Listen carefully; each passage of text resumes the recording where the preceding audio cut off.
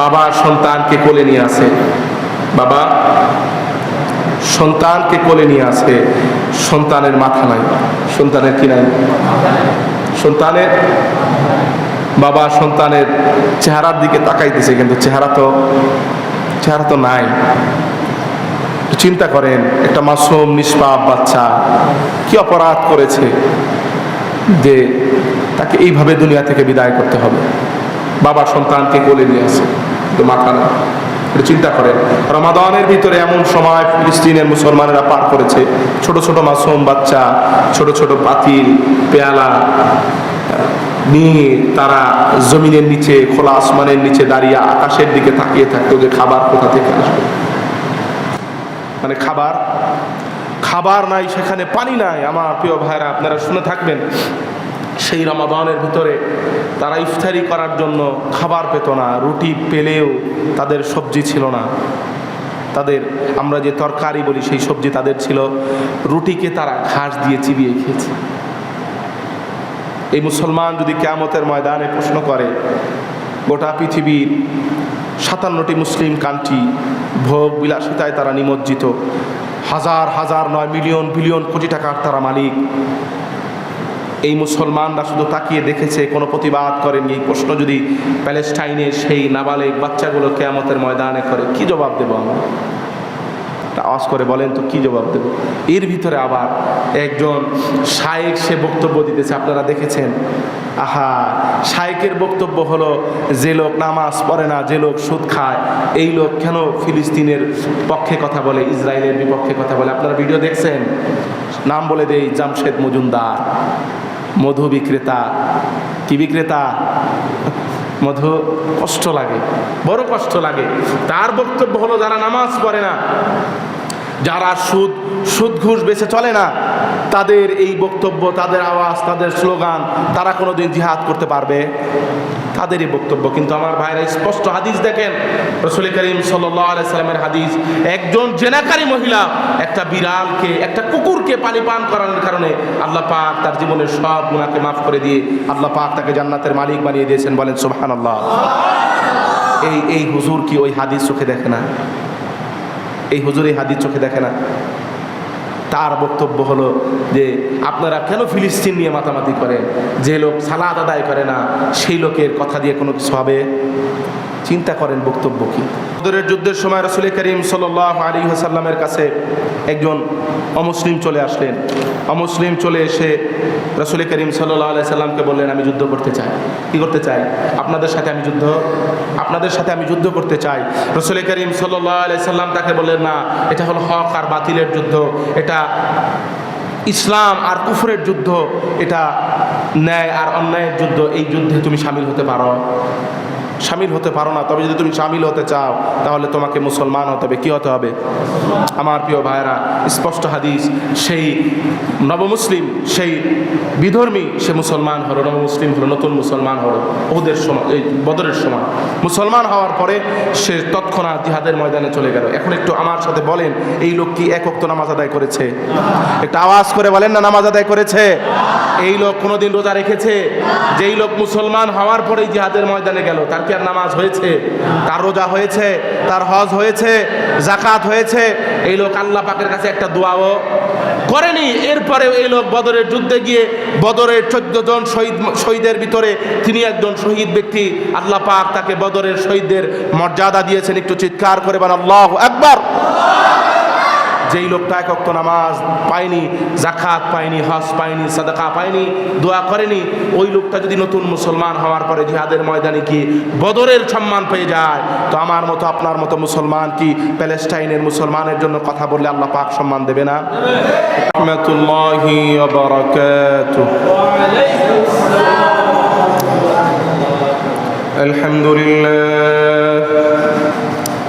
الحمد لله يستعينه ونستغفره ونؤمن به ونتوكل عليه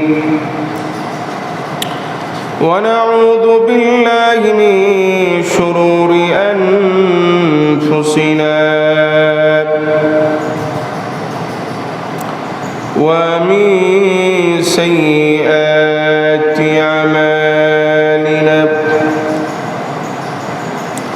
من يهده الله فلا مضل له ومن يضلل فلا هادي له نشهد أن لا إله إلا الله وحده لا شريك له لا ضد له ولا ند له لا مثل له ولا مثيل له ونشهد أن سيدنا وسندنا وحبيبنا وحبيب ربنا مولانا محمدا عبد الله ورسوله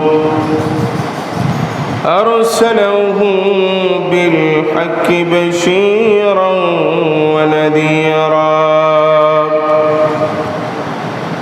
وداعيا إلى الله بإذنه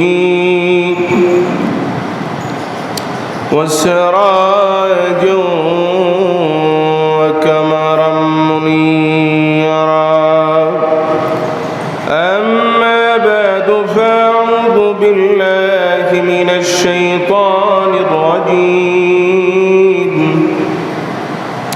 بسم الله الرحمن الرحيم إن الله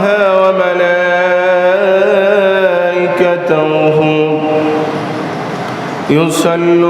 يصلون على النبي يا أيها الذين آمنوا صلوا عليه وسلموا تسليما شكرا لله اللهم صل على محمد وعلى آل محمد كما صليت على إبراهيم وعلى آل إبراهيم إنك حميد مجيد اللهم بارك على محمد وعلى آل محمد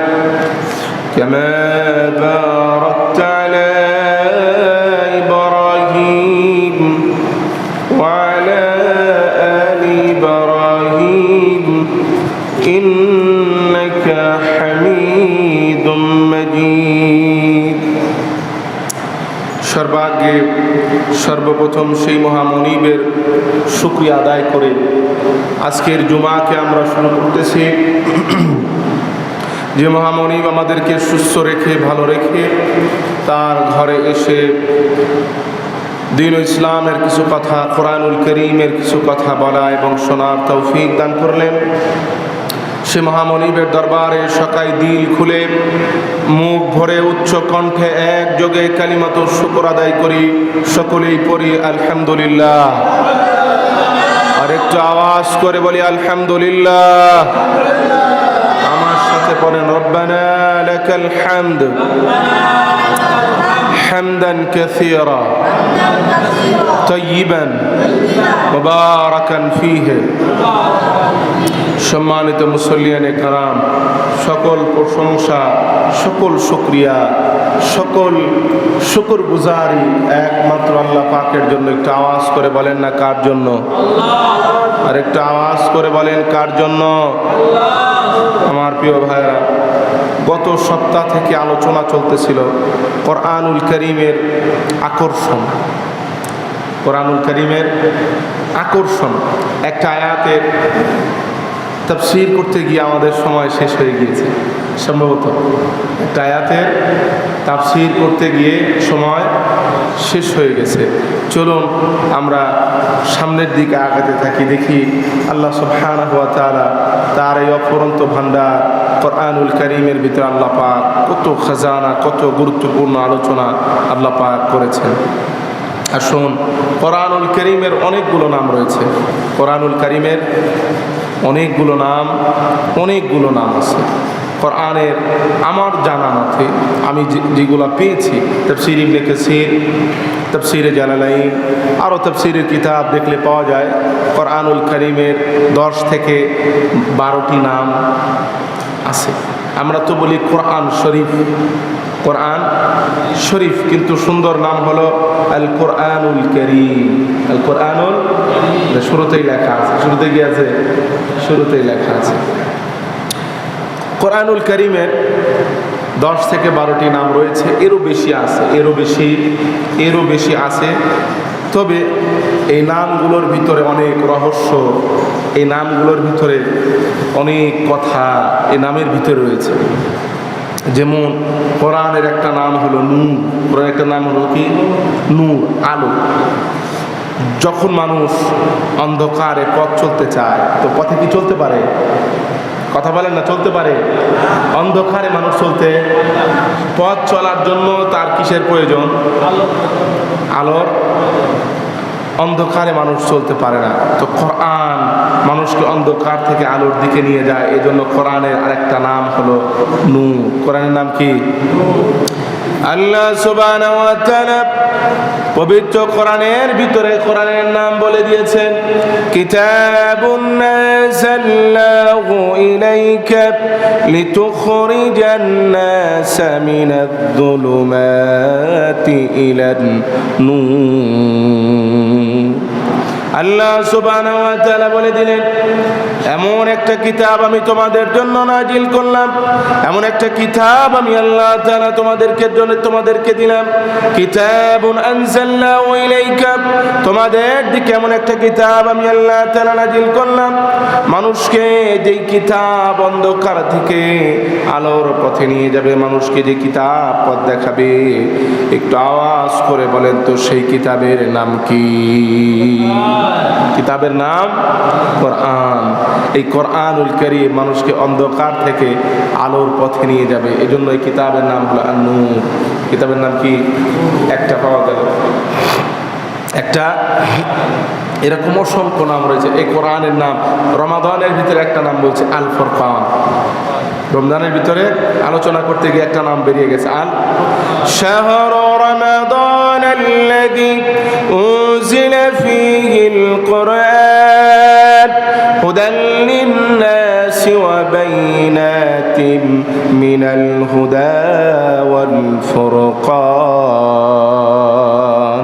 কার কথা? আওয়াজ করেন না, কার কথা? আল্লাহ সুবহানাহু ওয়া তাআলা বলেন, শাহরু রমাদান আল্লাযী উনজিলা ফীহিল কুরআন, এমন একটা কিতাব আমি আল্লাহ তাআলা রমজান মাসে তোমাদেরকে দিলাম। আল্লাযী উনজিলা ফীহি শাহরু রমাদান আল্লাযী উনজিলা ফীহিল কুরআন, এমন একটা মাসে আমি কোরআন নাজিল করলাম। সেই কিতাবের পরিচয় কি? কিতাবটা কেমন? আল্লাহ তাআলা বলে দিলেন, কিতাবটা হলো আল ফুরকান হুদাল লিন-নাসি ওয়া বাইনাতিন মিনাল হুদা ওয়াল ফুরকান। সেই কিতাবটা মানুষকে পথ দেখাবে, মানুষকে হেদায়েতের রাস্তা দেখাবে। হেদায়েতের রাস্তা দেখানোর জন্য হেদায়েতের পথ আছে, ভ্রান্ত পথ রয়েছে। একটা হলো সহজ পথ, আর একটা হলো বাঁকা পথ। কি পথ? একটা হলো ডানপন্থী, আর একটা হলো, কথা বলে না, একটা হলো ডানপন্থী, আর একটা হলো বামপন্থী। একটা হলো জান্নাতের পথ, আর একটা হলো জাহান্নামের পথ। এই জান্নাত আর জাহান্নামের পথ বাঁচতে গেলে জ্ঞান থাকা দরকার আছে না নাই? বাজারে যেই লোক প্রথম মাছ কিনতে যায়, সে কি প্রথমেই ভালো মাছ কিনতে পারে? কথা বলেন। যখন নতুন বাজার করতে যায়, প্রথম বয়স তো বেশি একটা হয় নাই, এরপরেও যখন শুরুতে বাজার করতে যায়, প্রথমে কিছুদিন এমন হয়েছে যে মাছ কিনেছি আর সে মাছটা একটু নরম। এর মানে কি? মাছটা যদি নরম হয় তাহলে কি ভালো? আওয়াজ করে বলেন না ভালো। এর মানে হলো প্রত্যেকটা জিনিস সেটাকে কেনার জন্য হোক, সেটাকে পালন করার জন্য হোক, তার ব্যাপারে জ্ঞান থাকতে। তো সহজ পথ আর বাঁকা পথ, এই দুইটা পথকে বেছে যদি সহজ পথে আমাকে চলতে হয়, তো আমাকে জ্ঞান রাখতে হবে আল ফুরকানের। কিসের জ্ঞান রাখতে হবে? আল ফুরকান শব্দের অর্থ হলো যেটা ডান এবং বামের মধ্যে পার্থক্যকারী, কোনটা ডান এবং কোনটা বাম। এই ফুরকান নামক কিতাব সেই পথকে দেখিয়ে দেবে। একটু চিৎকার করে বলেন আল্লাহু আকবার। এর নাম হলো ফুরকান। এর নাম কি? ফুরকান। তাহলে কোরআনের অনেকগুলো নাম, কোরআনের অনেকগুলো নাম আছে। কোরআনের একটা নাম হলো আল হিকমা। আর একটা নাম কি? কোরআনের একটা নাম হলো সূরা লোকমানের ভিতরে আল্লাহ পাক আলোচনা করেছে হিকমা, প্রজ্ঞা। এমন একটা জ্ঞান হিকমাকে বলা হয় যেটা সাধারণ কোনো জ্ঞান নয়। মনে রাখবেন, জ্ঞান এটা স্কুল বিদ্যালয়ে শেখা হয়, সেখান থেকে পাওয়া যায়, শিক্ষক থেকে জ্ঞান পাওয়া যায়। কিন্তু হিকমা দুনিয়ার কোনো শিক্ষক দিতে পারেন। এটা দেন কে?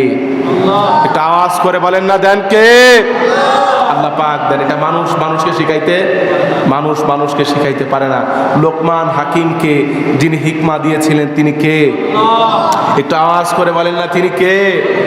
আমার প্রিয় ভাইরা, আল্লাহ সুবহানাহু ওয়া তাআলা পবিত্র কোরআনের ভিতরে বলতেছেন, ওয়ালাকাদ আতাইনা লুকমানাল হিকমা আন ইশকুর লিল্লাহ ফামান ইয়াশকুর ফাইন্নামা ইয়াশকুরু লিনাফসিহি ওয়া মান কাফারা ফাইন্নাল্লাহা গানিয়্যুন হামিদ।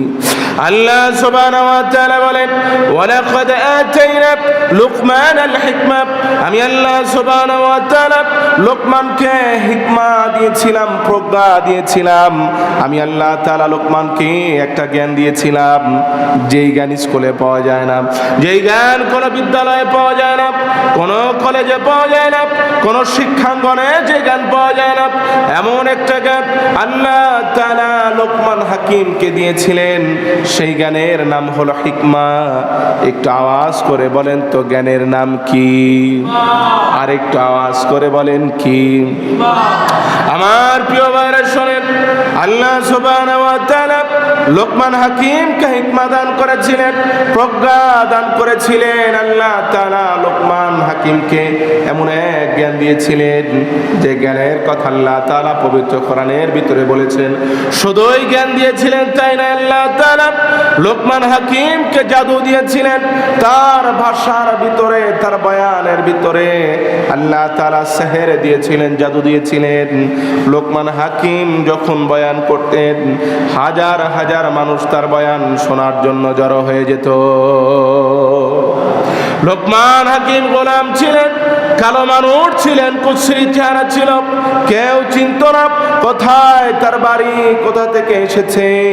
সেই লোকমান হাকিম গোলামকে আল্লাহ তাআলা হিকমা দিলেন। শুধু হিকমাই দিলেন না আমার প্রিয় ভাইরা, লোকমান হাকিম তার মনিবের ছাগল চড়ানোর জন্য, উটগুলো চড়ানোর জন্য লোকমান হাকিম যখন চেরাগার ভিতরে যেতেন, মরুভূমির ভিতরে যখন লোকমান হাকিম যেতেন, সেখানে গিয়ে যখন তিনি বয়ান শুরু করে দিতেন, একে একে মানুষ জড়ো হতে হতে তার বয়ান শোনার জন্য হাজার হাজার মানুষ সেই মরুভূমিতে জড়ো হয়ে যেত। একদিন লোকমান হাকিম বয়ান করতেছেন, হাজার হাজার মানুষ তার বয়ান বসে বসে শুনতেছে। হঠাৎ করে একজন ব্যক্তি লোকমান হাকিমকে দেখে চিন্তা করতেছে, এই লোকটাকে আমি যেন কোথায় দেখেছি, মনে হয় এই লোকটা আমার চেনা, কোথায় যেন তাকে দেখেছি। এমন মাঝে মাঝে আমাদেরও হয় কিনা, মাঝে মাঝে ঢাকায় গেলাম, একটা লোককে দেখলাম, মনে হলো চেনা লাগে। জিজ্ঞেস করলাম, বলে হ্যাঁ আমার বাড়ি বেলকুচি। কোথায়? বেলকুচি আমার বাড়ি। এর মানে হলো কিছু সময় মানুষকে দেখলে কি মনে হয়? চেনা মনে হয়। একজন লোক বয়ান শুনতেছে আর চিন্তা করতেছে, কই যেন দেখছি। সেই লোকটা বসে বসে বয়ান শোনে আর চিন্তা করে, কোথায় যেন আমি লোকমানকে দেখেছি, চেনা চেনা মনে হয়, চেনা চেনা আমার কাছে লাগে। এবার সেই লোকটা হাত উঠিয়ে দিয়েছে। বয়ান শুনতে শুনতে লোকটা তার হাত উঠিয়ে দিয়েছে। হাত উঠিয়ে দিয়ে বলে, আমি আপনাকে একটা প্রশ্ন করতে চাই, আমার দিলের ভিতরে একটা প্রশ্ন এসেছে, আপনাকে একটা প্রশ্ন করতে চাই। লোকমান হাকিম বলে, বলেন আপনি কি বলতে চান। এবার লোকটা বলে, হযরত, আমার মনে হয় আমি আপনাকে চিনি, আপনাকে কোথায় যেন আমি দেখেছি, কোথায় যেন আপনি আমার সাথে কাজ করেছেন। আপনি কি আমার সাথে ছাগল চড়াতেন নাকি, আমার সাথে আপনি উট চড়াতেন নাকি, আপনি কি গোলাম ছিলেন নাকি? হযরত লোকমান বলে, ভাই শোনো, তুমি সত্যি বলেছ, তুমি যে চিন্তা করেছ তোমার চিন্তা ঠিক। আমি আগে আমার গোলামের ছাগল চড়াতাম, উট চড়াতাম। আমি যেখানে ছাগল চড়াতাম, উট চড়াতাম, তার পাশেই তুমি তোমার মনিবের ছাগল আর উট চড়াতে। আমি যেখানে ছাগল চড়াতাম, তুমি তার পাশে তোমার মনিবের কি চড়াতে? ছাগল চড়াতে। এবার লোকটা জিজ্ঞাসা করতেছে লোকমান হাকিমকে, আচ্ছা আপনি গোলাম ছিলেন, আপনাকে মানুষ চিনত না, এত সম্মান আপনার কিভাবে হলো? লোকমান হাকিমকে প্রশ্ন করতেছে যে এত সম্মান আপনার কিভাবে হলো? লোকমান হাকিম অনেকগুলো উত্তর দিয়েছে, এর ভিতরে একটা উত্তর হলো জবানের হেফাজত। কিসের হেফাজত? একটা আওয়াজ করে বলেন না, কিসের হেফাজত? জবানকে হেফাজত করার কারণে আল্লাহ সুবহানাহু ওয়া তাআলা লোকমানকে হিকমা দিয়েছেন, প্রজ্ঞা দিয়েছেন। লোকমানকে আল্লাহ তাআলা তার পছন্দের জ্ঞান দিয়েছেন। শুধু জবান হেফাজত করার কারণে তা নয়। আমার প্রিয় ভাইরা, লোকমান হাকিম বলে, লোকটা শোনো, পথিক শোনো, আমাকে আল্লাহ সুবহানাহু ওয়া তাআলা এই জ্ঞান দিয়েছে কারণ আমি জ্ঞানকে শেখার জন্য কোনো শরম করতাম না, লজ্জা করতাম না। যে কোনো জিনিসকে জানার জন্য আমি যে কোনো ব্যক্তির কাছে গিয়ে সেই সম্পর্কে জিজ্ঞাসাবাদ করতাম। যে কোনো বিষয় জানার জন্য যে জানতো তার কাছে গিয়ে আমি জিজ্ঞাসা করতাম। আমি কোনো শরম লজ্জা পেতাম না। শিক্ষার কোনো বয়স নেই, শিক্ষায় কোনো শরম লজ্জা, কথা বলেন ঠিক কিনা? শিক্ষায় কোনো শরম নেই, শিক্ষায় কোনো লজ্জা নেই। তাহলে এই কোরআনের আর একটা নাম হলো হিকমা। আর একটা নাম কি? এটা আওয়াজ করে বলেন না, নাম কি? আমার প্রিয় ভাইরা, তাহলে শোনেন, আল্লাহ সুবহানাহু ওয়া তাআলা কোরআনকে নাজিল করেছেন। কোরআনের আল্লাহ তাআলা অনেকগুলো নাম দিয়েছেন। এই কোরআনের একটা নাম হলো নূর, একটা নাম হলো ফুরকান, আর একটা নাম হলো হিকমা। এই কোরআনের আকর্ষণ রয়েছে, কোরআনের ভিতরে যেমন নূর রয়েছে, কোরআনের ভিতরে যেমন ফুরকান রয়েছে, কোরআনের ভিতরে যেমন হিকমা রয়েছে, তেমনি কোরআনের ভিতরে একটা আকর্ষণ রয়েছে। কি রয়েছে? আওয়াজ করে বলে না, কি রয়েছে? এই কোরআনের ভিতরে আকর্ষণ রয়েছে।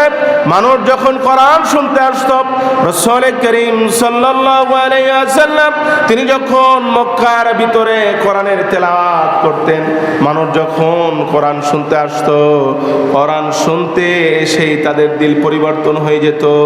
আর তারা রাসূলের হাতে হাত রেখে পড়ে নিত কালেমা, আর তারা রাসূলের হাতে মুসলমান হয়ে যেত।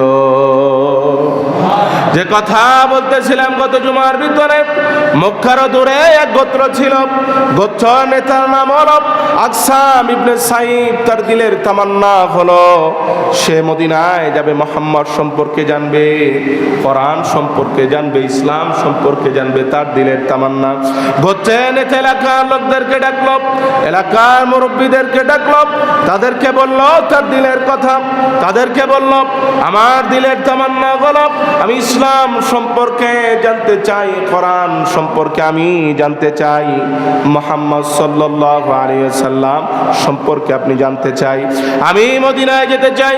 এলাকার লোকেরা বলল, আপনি একজন নেতা, আগেই মদিনায় যাবেন, মদিনায় গেলে যদি আপনার উপরে কোনো আক্রমণ হয়, আপনি যদি কোনো বিপদে পড়ে যান, এজন্য আপনি আগে যাওয়ার প্রয়োজন নেই, আগে কিছু যুবকদেরকে পাঠিয়ে দেন।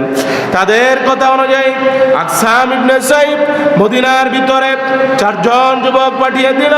চারজন যুবক মদিনায় চলে গেল। কোনোদিন তারা জীবনে কোনোদিন মদিনায় আসেনি, মদিনার রাস্তা তারা চেনে না, মদিনার বাড়িঘর চেনে না, মদিনায় কোনোদিন আসেনি। মদিনায় চলে আসার পরে চারজন যুবক মদিনার লোকদেরকে বলতেছে, আইনা মুহাম্মদ, আইনা মুহাম্মদ ইবনে আব্দুল্লাহ, মুহাম্মদ কোথায়? আব্দুল্লাহর ছেলে মুহাম্মদ কোথায়? সে কোথায় থাকে? আমাদেরকে একটু তার কাছে নিয়ে যান। আমার প্রিয় ভাইয়েরা, মদিনার লোকেরা চারজন যুবককে রাসূলের কাছে নিয়ে যাবেন। চারজন যুবক হাঁটি হাঁটি পা পা করে যখন রাসূলের কাছে যেতে লাগলেন, অনেক দূর থেকে যখন রাসূলকে তারা দেখতে পারলেন, চারজন যুবক চিন্তা করতেছে, তাদের বক্তব্য হলো রাসূলের চেহারা দেখার পরে একজন আরেকজনকে বলতেছে, এত সুন্দর চেহারা, এত সুন্দর তার চোখ, এত সুন্দর যার চেহারা, এত সুন্দর যার চোখ, এত সুন্দর যার হাত, এত সুন্দর যার অবয়ব, মানুষ তাকে পাগল বলতে পারে। এত সুন্দর চেহারার মালিক কোনোদিন পাগল হতে পারে না। সুবহানাল্লাহ বললেন না? এত সুন্দর চেহারার মানুষ কোনোদিন পাগল হতে পারে না। এত সুন্দর চেহারার মানুষ কোনোদিন ধোঁকাবাজ হতে পারে না, কোনোদিন মিথ্যা কথা বলতে পারে না। এখনো কি তারা কাছে গেছে? কাছে কি গেছে? কাছে রাসূলের কাছে কি গেছে? গেছে। এখনো কোথায়? এখনো দূরে আছে। এখনো কোথায় আছে? এখনো দূরে আছে। চারজন যুবক হাঁটি হাঁটি পা পা করে রাসূলের কাছে চলে গেলেন। চলে যাওয়ার পরে রাসূলের কাছে চলে যাওয়ার পরে রাসূলকে বলতেছে, রাসূলকে তারা প্রশ্ন করে বলতেছে, আপনার মিশন কি? আপনার মিশন কি? আপনি কি চান? মান আনতা ওয়া মা আনতা, আপনি কি চান? আপনি কি করতে চান? চারজন যুবক বলে, আপনার ইচ্ছা কি? আপনার দিলের তামান্না কি? আপনি কি চান? রাসূল করিম সাল্লাল্লাহু আলাইহি ওয়াসাল্লাম চারজন যুবককে নিজের পক্ষ থেকে কোনো উত্তর দিলেন না, সোজাসুজি তাদেরকে কোরআন শুনিয়ে দিলেন। রাসূল বললেন, যুবকেরা শোনো, ইন্নাল্লাহা ইয়া'মুরু বিল আদলি ওয়াল ইহসান ওয়া ইতাই যিল কুরবা ওয়া ইয়ানহা আনিল ফাহশাই ওয়াল মুনকারি ওয়াল বাগই ইয়াইদুকুম লাআল্লাকুম তাযাক্কারুন। রাসূল কোনো কথা বললেন না, নিজের থেকে কোনো কথা বললেন না। চারজন যুবককে রাসূল কোরআন খুলে কোরআন থেকে চারজন যুবককে কোরআনের কথা জানিয়ে দিলেন। রাসূল বললেন, ইন্নাল্লাহা ইয়া'মুরু বিল আদলি ওয়াল ইহসান, আল্লাহ সুবহানাহু ওয়া তাআলা তোমাদেরকে তিনটা হুকুম করেছেন, তিনটা কাজ করার কথা বলেছে। ইয়া'মুরুকুম বিল আদল, আল্লাহ তাআলা তোমাদেরকে ইনসাফ করার কথা বলেছেন। একটু আওয়াজ করে বলেন না কি করার কথা বলেছেন? এক নম্বরে আল্লাহ তাআলা ইনসাফ করার কথা বলেছেন। দুই নম্বরে ওয়াল ইহসান, আল্লাহ তাআলা সদ্ব্যবহার করার কথা বলেছেন। তিন নম্বর ওয়া ইতাই যিল কুরবা, আত্মীয়তার সম্পর্ক সুন্দর করার কথা বলেছেন। এটা কি আমার কথা নাকি আল্লাহর? একটা আওয়াজ করে বলেন না কার কথা? আব্দুল্লাহর কথা না আল্লাহর কথা? আব্দুল্লাহর কথা না তো? আল্লাহ তাআলা বলেন তিনটা কাজ করতে হবে। এক নম্বরে ইনসাফ প্রতিষ্ঠা করতে হবে। আমার ভাইয়েরা, ইনসাফ শুধু গরিব মানুষের উপরে হয়, সম্পদশালীর উপরে ইনসাফ হয়? কথা বলে না হয়? জুতা চোরের বিচার হয়, হাজার হাজার কোটি টাকা শুরু করে নিয়ে যায়, তাদের কিন্তু বিচার হয় না। কথা বলেন ঠিক কিনা? হাজার হাজার কোটি টাকা চুরি হয়, সে বিচার হয় না, কিন্তু 200 টাকার জুতা চোরের কি হয়? কথা বলেন, কথা বলেন। শুধু তাই নয়, সমাজের ভিতরে দেখবেন সম্পদশালী লোকজন যদি একটু 19-20 হয়েও যায়, সেটা কোনোভাবেই থামাচাপা দেওয়া যায়, কিন্তু গরিব মানুষ যদি ভুল করে ফেলে, সেক্ষেত্রে আর বাঁচার উপায় থাকে না।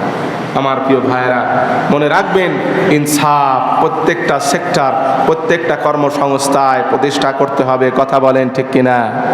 প্রত্যেকটা জায়গায় ইনসাফ প্রতিষ্ঠা করতে হবে। ইনসাফ তো কোনো জায়গায় নাই। মুসলমান যদি কোনো হিন্দুর গায়ে আঘাত করে সেখানে ইনসাফ উঠে আসে, আর মুসলমানকে যখন মেরে রক্তাক্ত করে ফেলে, মুসলমানকে শহীদ করে ফেলে, মুসলমানের জায়গা লুটপাট করে খায়, সেই সময় ইনসাফের কথা হয় না। কথা বলেন ঠিক কিনা? যখন মুসলমান মায়ের খায় তখন ইনসাফের কথা আসে না। যখন মুসলমান কারো উপরে একটু জুলুম করে ফেলে, জুলুম তো করে না, জুলুমের বুপাতা ছোটে, সেখানে ইনসাফ চলে আসে, মানবতা অধিকার চলে আসে, মানব অধিকারের আবহাওয়া বার্তা চলে আসে। কথা বলেন ঠিক কিনা?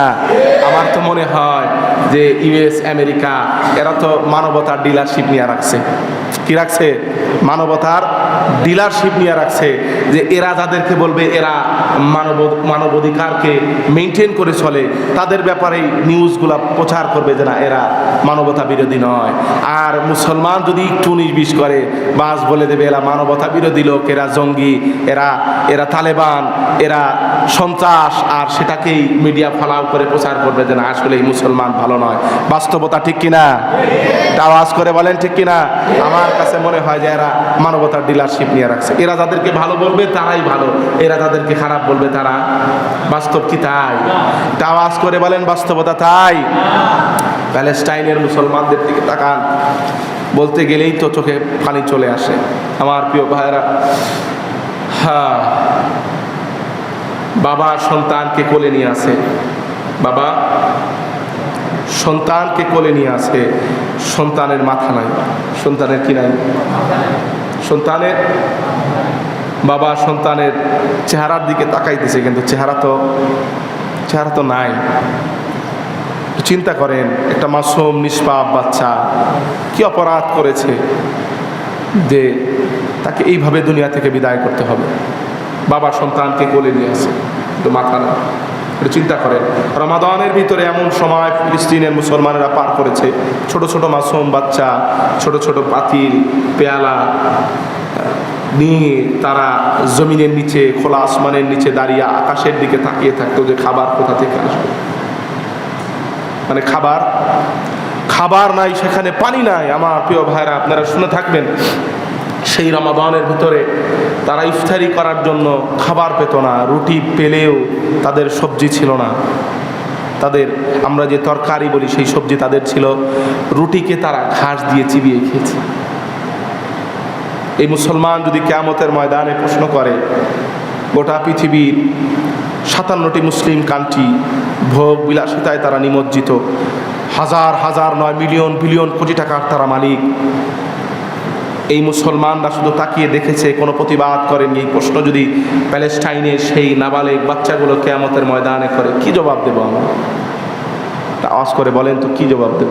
এর ভিতরে আবার একজন শায়েখ, সে বক্তব্য দিতেছে, আপনারা দেখেছেন।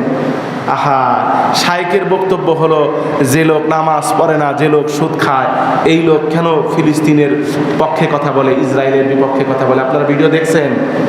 নাম বলে দেই, জামশেদ মজুমদার, মধু বিক্রেতা। কি বিক্রেতা? মধু। কষ্ট লাগে, বড় কষ্ট লাগে। তার বক্তব্য হলো, যারা নামাজ পড়ে না, যারা সুদ ঘুষ বেছে চলে না, তাদের এই বক্তব্য, তাদের আওয়াজ, তাদের স্লোগান, তারা কোনোদিন জিহাদ করতে পারবে?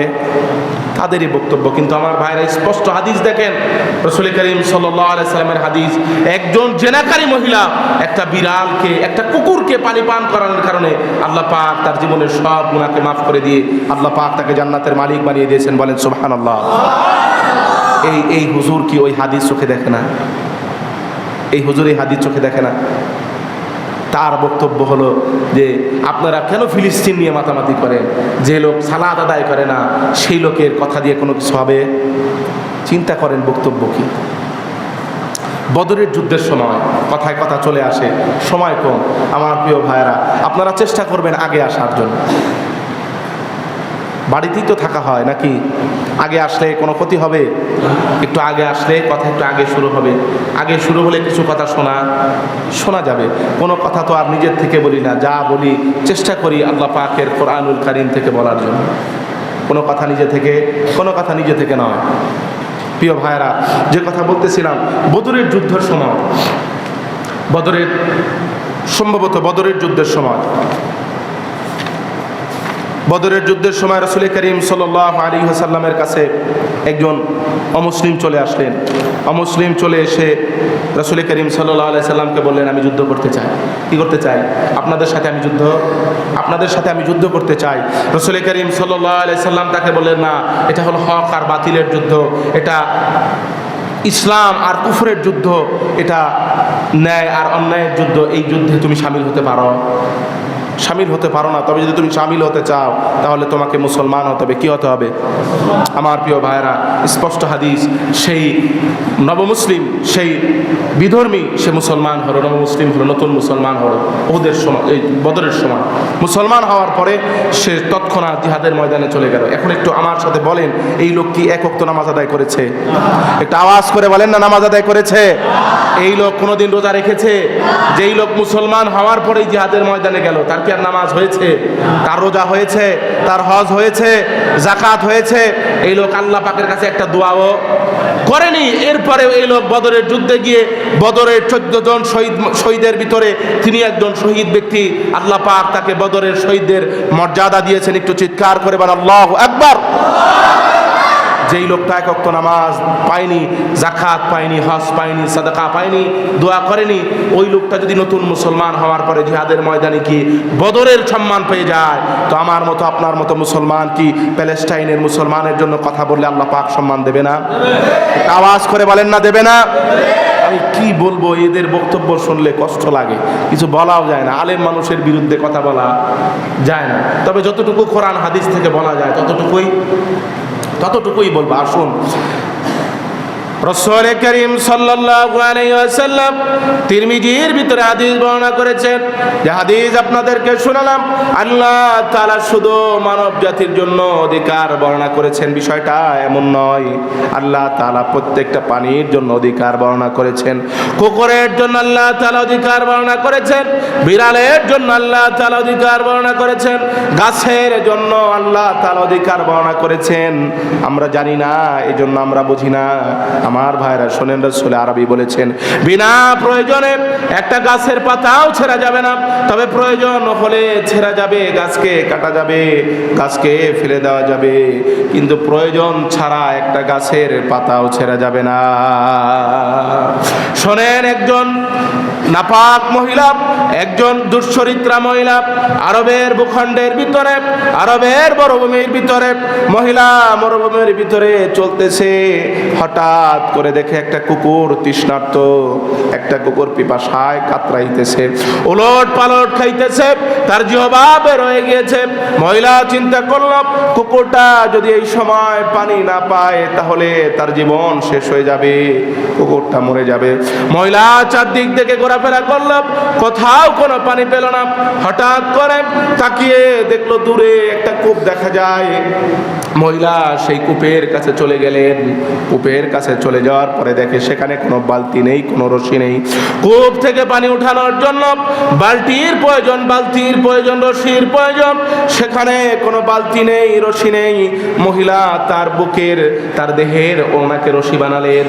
আর আরবের মহিলা তারা পরতো চামড়ার মোজা, সেই চামড়ার মোজাকে বালতি বানিয়ে তার ওনাকে রশি বানিয়ে মহিলা কূপ থেকে পানি উঠিয়ে সেই পানি কুকুরকে পান করালো। কুকুরের জীবন বেঁচে গেল, কুকুর খুশি হয়ে গেল। কুকুর খুশি হয়ে তার লেজ দাঁড়াইতেছিল। আমার প্রিয় ভাইরা, সেই মরুভূমির ভিতরে এত সুন্দর কাজটা সেই মহিলা করেছিল, দুনিয়ার কোনো মানুষ দেখেনি। কিন্তু যিনি দেখেছেন একটু চিৎকার করে বলেন, তিনি কে? আমার প্রিয় ভাইরা শোনেন, আল্লাহ সুবহানাহু ওয়া তাআলা তার হাবিবকে জানিয়ে দিলেন, আমার হাবিব শোনেন, একজন নাপাক মহিলা, দুশ্চরিত্রা মহিলা আমার এক প্রাণীকে, কুকুরের উপরে দয়া পরবশ হয়েছে, আমার এক প্রাণীকে ভালোবেসেছে, তার জীবন বাঁচিয়েছে। আমি আল্লাহ তাআলা খুশি হয়ে তার গোটা জীবনের গুনাহকে মাফ করে আমি আল্লাহ তাআলা তাকে জান্নাতের মালিক বানিয়ে দিলাম। একটা নাপাক মহিলা যদি কুকুরকে বাঁচানোর কারণে জান্নাত পেয়ে যায়, প্যালেস্টাইনের মুসলমানদের জন্য কথা বললে কি মুসলমান জান্নাত পাবে না? আওয়াজ করে বলেন না পাবে না?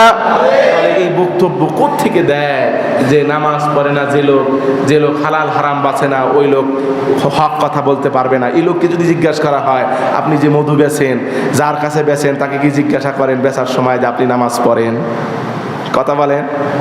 হ্যাঁ, যেই লোকের কাছে সে মধু বিক্রি করে তাকে কি জিজ্ঞাসা করে যে আপনি যে আমার মধু কিনবেন আপনার টাকা কি হালাল?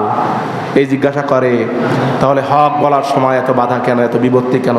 আমার প্রিয় ভাইয়ের, আল্লাহ পাক সকলকেই সহি বুঝ দান করেন। একটু আওয়াজ করে বলেন না আমিন। আমার প্রিয় ভাইরা, যে কথা বলতেছিলাম, ফিলিস্তিনের মুসলমানরা তারা মসজিদ আকসাকে আজাদ করার জন্য যুদ্ধ করতেছে, অথচ পৃথিবীর 52 থেকে 57টি মুসলিম কান্ট্রি তাদের দিকে তাকিয়ে আছে। দুই একটি দেশ ছাড়া তাদের পক্ষে কেউ কথা বলে? আওয়াজ করে বলেন না বলে। বিষয়টা কেমন? বিষয়টা হলো এমন যে মুসলমান বন্ধু বানিয়েছে বিজাতিকে। কাকে বন্ধু বানিয়েছে? একটা আওয়াজ করে বলেন না কাকে বন্ধু বানিয়েছে? মুসলমান বন্ধু বানিয়েছে বিজাতিকে। আমার প্রিয় ভাইরা শোনেন, একটা গল্প মনে পড়ে গেল, সময়ও শেষ, কথাও বলতে হবে। আপনারা আগে আসার চেষ্টা করবেন, পারা যাবে না ইনশাল্লাহ? আগে 12:30টার দিকে আসবেন, আসা যাবে তো? আওয়াজ করে বলেন আসা যাবে? আপনারা আগে আসবেন, আমিও আগে আসবো, আগে থেকে কথা শুরু হবে। আমার ভাইরা শোনেন, কথায় কথা মনে পড়ে যায়, সেটা হলো যে ওই কালের ভাদ্রে যখন গরু মরে, হ্যাঁ, সেই গরু খাওয়ার জন্য আসমান থেকে উড়ে আসে কি? কথা বলে না, কি আসে? শকুন চলে আসে। শকুন যখন উড়ে আসে তখন আসমান কি সাদা থাকে না কালা হয়? আওয়াজ করে বলেন না সাদা থাকে না কালা হয়? আসমান যখন কালা হয়, ইঁদুর তখন চিন্তা করে, মনে হয় কিয়ামত চলে আসলো। কি আসলো? কিয়ামত চলে আসলো। এই কথা চিন্তা করে ইঁদুর বের হয়ে দেখে যে শকুন আসছে গোস্ত খাওয়ার জন্য, মরা গরুর গোস্ত খাওয়ার জন্য। এবার ইঁদুর শকুনকে বলে যে আপনার সাথে তো আমার দেখা হয় না, কালের ভাদ্রে গরু মরে যেই দিন দেখা হয় সেই দিন আমি আপনার সাথে বন্ধুত্ব করতে চাই। কি করতে চাই? শকুনের সাথে ইঁদুর কি চায়? বন্ধুত্ব করতে চায়। এবার শকুন বলে, তুমি যদি আমার সাথে বন্ধুত্ব করতে চাও তাহলে বন্ধুত্ব করার জন্য শর্ত হলো দড়ি আনতে হবে। কি আনতে হবে? রশি আনতে হবে। রশির এক মাথা বাঁধতে হবে তোমার পায়, আর এক মাথা বাঁধতে হবে আমার পায়। এবার চিন্তা করেন, রশি যদি আনা হয় আর দড়ি যদি এক মাথা যদি শকুনের পায়ে বাঁধা হয় আর এক মাথা যদি ইঁদুরের পায়ে বাঁধা হয়, শকুন গোস্ত খাইতে খাইতেই এলাকার কুকুর কমিটির সভাপতি যেটা আছে, ভোলা বালা মোটা টাটা কুত্তা, ওটা যখন দৌড় দিয়ে আসবো গোস্ত খাওয়ার জন্য, শকুনকে নিচে থাকবে না উপরে উঠবে? আর কথা বলে না, নিচে থাকবে না উপরে উঠবে? এবার চিন্তা করেন, শকুন যখন উপরে উঠবে ইঁদুর তখন কোথায়? হ্যাঁ, ইঁদুর একবার এই গাছের সাথে বাড়ি খায় আর বলে টে, আর একবার ওই গাছের সাথে বাড়ি খায় আবার বলে টে। এবার ইঁদুর চিন্তা করে যে না, আমার জাতি ভাইয়ের সাথে বন্ধুত্ব না করে বিজাতির সাথে বন্ধুত্ব করে পড়েছি বিপদে। কথা বলেন ঠিক কিনা? আমার ভাইয়েরা মনে রাখবেন, মুসলমানের উপরে জুলুম শুরু হয়েছে এর কারণ একটাই, মুসলমান যেই দিন থেকে আল্লাহ পাকের কোরআনকে ডাইরেক্ট অমান্য করা শুরু করে দিয়েছে, ইসলামের তাজিব তামাদ্দুমকে দুমড়ে মুচড়ে মাটির সাথে পদদলিত করেছে, যেই দিন থেকে মুসলমান তার স্বজাতীয় আলেমদের উপরে জুলুম নির্যাতন শুরু করে দিয়েছে, সেই দিন থেকে বিজাতির জুলুমের খরা মুসলমানের মাথার উপরে যেতে। কথা বলেন ঠিক কিনা? এজন্য আমার ভাইয়েরা, বন্ধু বানাতে হবে মুসলমানকে। একটু আওয়াজ করে বলেন ঠিক কিনা? 52 থেকে 57টি মুসলিম কান্ট্রি, ফিলিস্তিনের প্যালেস্টাইনের মুসলমানের উপরে জুলুম হয়। আমার প্রিয় ভাইরা, যদি মুসলিম কান্ট্রিগুলোর নেতাগুলো বলতো ইসরায়েল থামো, যা করেছে অনেক হয়েছে, আর একটা গুলি যদি আমার মুসলিম ভাইয়ের বুকের উপরে চলে, গোটা পৃথিবীর মানচিত্র থেকে ইসরায়েলকে বিদায় করে দেব, এ কথা যদি একবার ইসরায়েলকে বলতো, ইসরায়েলের সাহস ছিল না একটা মুসলমানের উপরে গুলি চালানো। কথা বলেন ঠিক কিনা? মুসলমান তো পারে না। মুসলমান কি পারে? মুসলমান পারে না, কারণ মুসলমান বন্ধু বানিয়েছে কাকে? আওয়াজ করে বলেন না, বন্ধু বানিয়েছে কাকে? মুসলমান বন্ধু বানিয়েছে বিজাতিকে। আমার প্রিয় ভাইরা শোনেন, প্যালেস্টাইনের যে ভূখণ্ড, প্যালেস্টাইনের যে ভূখণ্ড, যেখানে ইসরায়েলি লোকেরা রয়েছে, গোটা জায়গা মুসলমানের। গোটা জায়গা কাদের? একটা আওয়াজ করে বলেন না, গোটা জায়গা কাদের? গোটা জায়গা মুসলমানদের। মসজিদ আকসা বলেন, ফিলিস্তিন বলেন, তেল আবিব বলেন, আসকালান বলেন, বাবেলুক বলেন, গোটা জায়গা মালিক হলো মুসলমান। একটু আওয়াজ করে বলেন না কারা? আর একটু আওয়াজ করে বলেন কারা? এই যে তেল আবিবের মালিক হলো মুসলমান না ইসরায়েল? আওয়াজ করে বলেন না মালিক কারা? মুসলমান। অতএব ইসরায়েল আমাদের জমিকে দখল করেছে।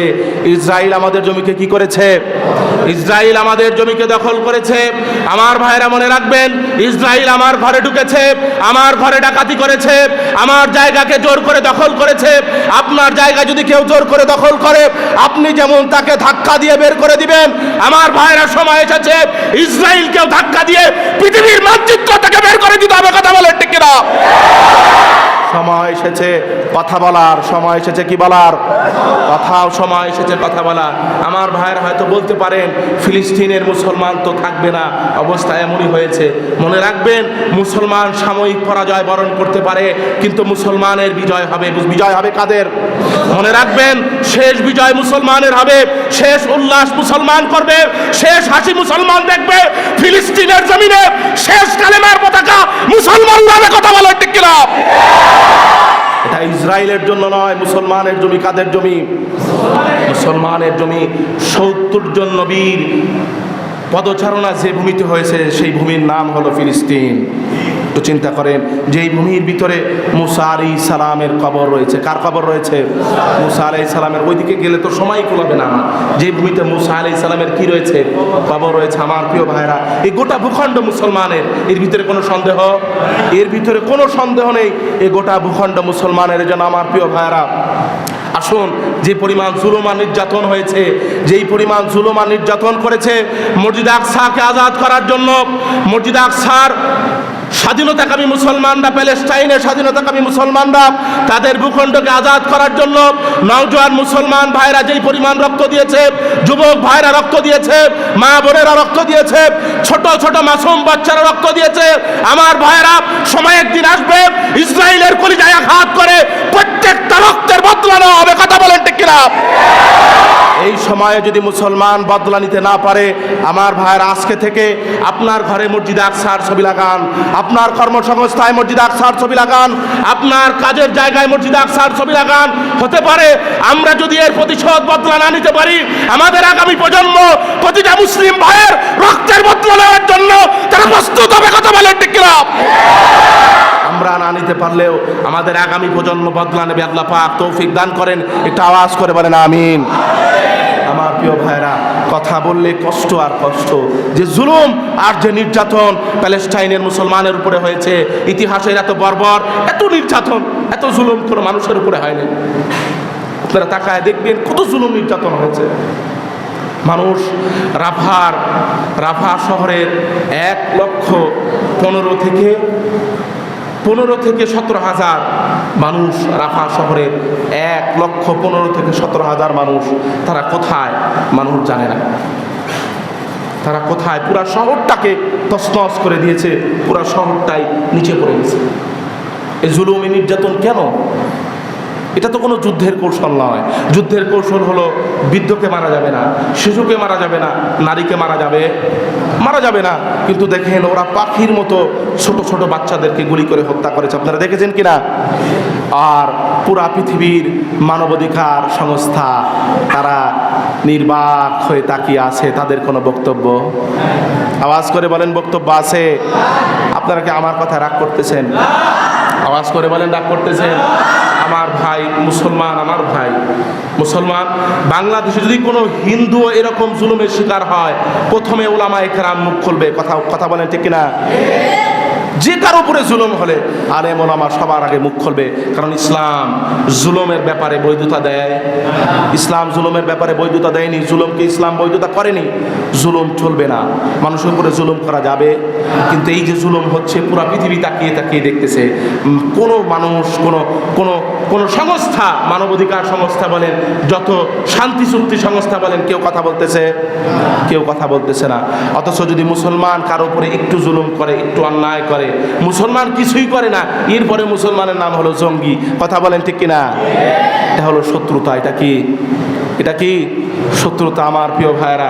এই জন্য ফিলিস্তিনের মুসলমানদের জন্য আমাদের দোয়া করা দরকার, তাদের জন্য আমাদের দোয়া করা দরকার, তাদের জন্য আমাদের সাদাকা করা দরকার, তাদের জন্য আমাদের জীবন দেওয়া দরকার। কিন্তু আমরা পারতেছি না। মুসলমান মনে রাখবেন, প্রত্যেকটা মুসলমানের শাহাদাতের তামান্না দিলে রাখতে হবে। প্রত্যেকটা মুসলমানের শাহাদাতের তামান্না দিলে রাখতে হবে। বলবেন হুজুর কেন? মনে রাখবেন, কোনো মুসলমান যদি শাহাদাতের তামান্না দিলে রেখে সে ইন্তেকাল করে বাড়িতে বসেও, আল্লাহ পাক তাকে শহীদের সওয়াব দিয়ে জান্নাতের মালিক বানিয়ে দিবেন। বলেন সুবহানাল্লাহ। এটা মুসলমানের তামান্না, এটা মুসলমানের। হযরত ওমর ফারুক রাদিয়াল্লাহু তাআলা দোয়া করতেন, আল্লাহুম্মা রযুকনি শাহাদাতান ফি সাবিলিক ওয়াজআল মাউতি ফি বালাদি রাসূলি। আয় আল্লাহ, তুমি আমাকে শহীদের মরণ দাও। কে দোয়া করতেন? হযরত ওমর। রাসূল বলতেন, দোয়া করতেন আর বলতেন, আয় আল্লাহ, আমার মনে চায় আমি একবার শহীদ হই, আবার জীবিত হই, আবার শহীদ হই, আবার জীবিত হই, আবার শহীদ হই, আবার জীবিত হই। এই দোয়া করতেন রাসূল করিম সাল্লাল্লাহু আলাইহি ওয়াসাল্লাম। এজন্য আমার প্রিয় ভাইরা, প্রত্যেকটা মুসলমানকে শাহাদাতের তামান্না রাখতে হবে। পৃথিবীর যে কোনো প্রান্তে মুসলমান যদি নির্যাতিত হয়, নিপীড়িত হয়, তার ব্যাপারে মুসলমানদের জবান খুলতে হবে, আওয়াজ দিতে হবে, কথা বলতে হবে, মুসলমানকে তাদের পাশে দাঁড়াতে হবে। কথা বলেন ঠিক কিনা? আল্লাহ পাক আমাদের সকলকে বোঝার, আমল করার তৌফিক দান করেন। ওয়া আখিরু দাওয়ানা আলহামদুলিল্লাহি রাব্বিল আলামিন। আসসালামু আলাইকুম।